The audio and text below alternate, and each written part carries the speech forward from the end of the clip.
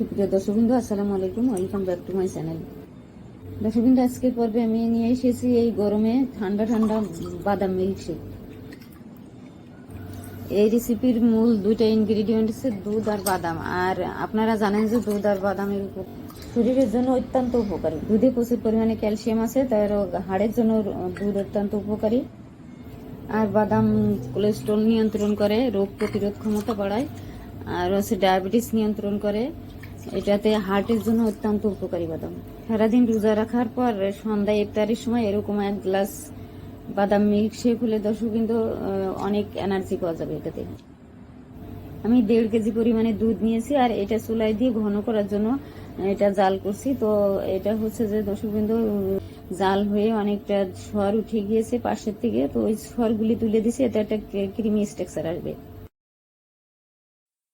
1.5 KG দুধ আমি জ্বালিয়ে ঘন করে 750 গ্রাম করবো দর্শকবৃন্দ।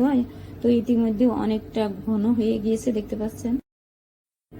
আমি লো ফ্লেমে দুধ জাল করছি, কারণ হচ্ছে যে উতলিয়ে পড়ে যেতে পারে। আর লো হিটে জাল করার কারণে বারবার সর উঠছে, আর এই সরগুলি তুলে তুলে আমি ভিতরে দিয়ে দিচ্ছি, এতে করে একটা ক্রিমি স্ট্রাকচার আসবে। দর্শকবৃন্দ, চাইলে আপনারা এখানে 3-4টা এলাচ দিতে পারেন। আর এলাচটা কিছুক্ষণ জাল করার পরে যখন রিলিজ হবে এর সুঘ্রাণটা, তখন আপনারা তুলে ফেলে দিতে পারেন।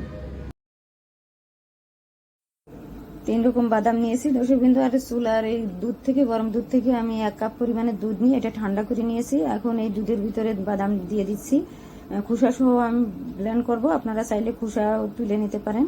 তো এখন আমি এই যে ব্লেন্ডারে দিয়ে দিচ্ছি আর ব্লেন্ড করে নিচ্ছি। দর্শকবৃন্দ, এই যে ব্লেন্ড করে নিয়েছি, আর এখন হচ্ছে যে দুধের ভিতরে ঢেলে দিচ্ছি।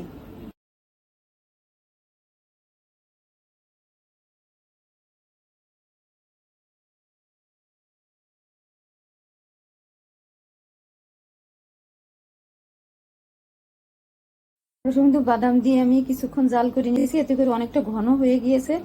আর এখন আমি দিয়ে দেবো কাস্টার্ড পাউডার, 1 টেবিল চামচ পরিমাণ কাস্টার্ড পাউডার এই দুধের সাথে মিশিয়ে আমি এখন দিয়ে দিচ্ছি।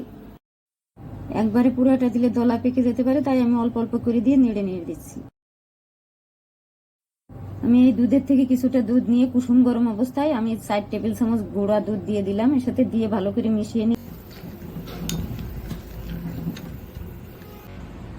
গুঁড়া দুধ দিয়ে দিচ্ছি। দর্শকবৃন্দ, আমি কেওড়া জল আর গোলাপ জল খুবই সামান্য 1/2 চামচ মতো দিয়েছি ইতিমধ্যে। তো আজ আমার ক্যামেরা অফ ছিল, দেখাতে পারিনি। আপনারা চাইলে এলাচ গুঁড়া বা আস্ত এলাচও দিতে পারেন। দর্শকবৃন্দ, আমি 1 চিমটি লবণ দিয়ে দিচ্ছি, এটা মিষ্টি ব্যালেন্স করার জন্য।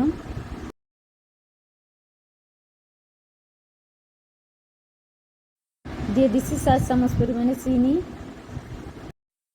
দর্শকবৃন্দ, এটা হালকা মিষ্টি হবে, বেশি মিষ্টি হয়ে গেলে ভালো লাগবে না খেতে। দর্শকবৃন্দ, আমি কিছু আলমন্ড পানিতে ভিজিয়ে রেখে খোসা ছাড়িয়ে নিয়েছি। এখন এটা মিহি কুচি করে আমি এটা দিয়ে দিচ্ছি দুধের ভিতরে। দর্শকবৃন্দ, আপনারা চাইলে অন্য যে কোনো ড্রাই ফ্রুট দিতে পারেন, যেমন কাজু বাদাম, পেস্তা বাদাম।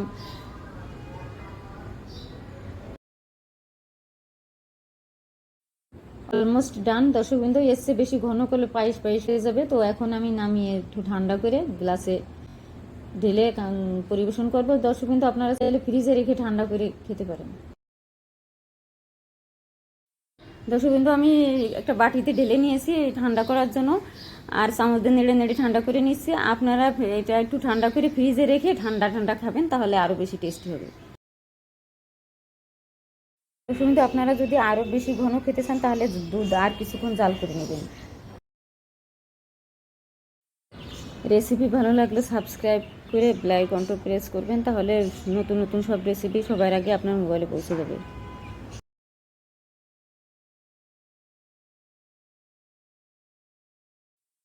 প্লিজ পরবর্তী রেসিপির জন্য সাবস্ক্রাইব করুন।